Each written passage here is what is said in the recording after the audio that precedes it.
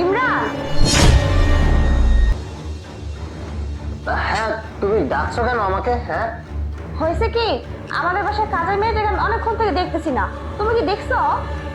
আরে কাজের মেয়েকে দেখছো না, সেটা আমার কাছে কেন এসে বলছো? আমি কোথা থেকে দেখবো? যাও তো, আমি ঘুমাচ্ছিলাম, ডিস্টার্ব করো না।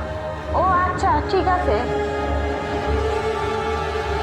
কিন্তু ইমরান, কাজের মেয়েটার স্যান্ডেল দেখতেছি এখানে। তুমি যদি ওকে নাই দেখে থাকো, তাহলে স্যান্ডেল কি করে আসলো এখানে? ফালতু বকা বন্ধ করবা। আমি কি জানি ওইটা কাজের মেয়ের জুতা কি কার জুতা? আমি পাইছিলাম, আমি পরে চলে আসছি। এখন তুমি যাও তো, আমাকে ডিস্টার্ব করো না। আর যাওয়ার সময় দরজা লাগিয়ে দিয়ে যাও। আচ্ছা, ঠিক আছে।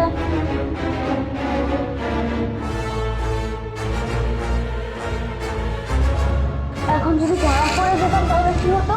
আমার তো খুব ভয় লাগতেছে। আরে তুমি এত চিন্তা করছো কেন? ভয় লাগবে কেন? আর ধরা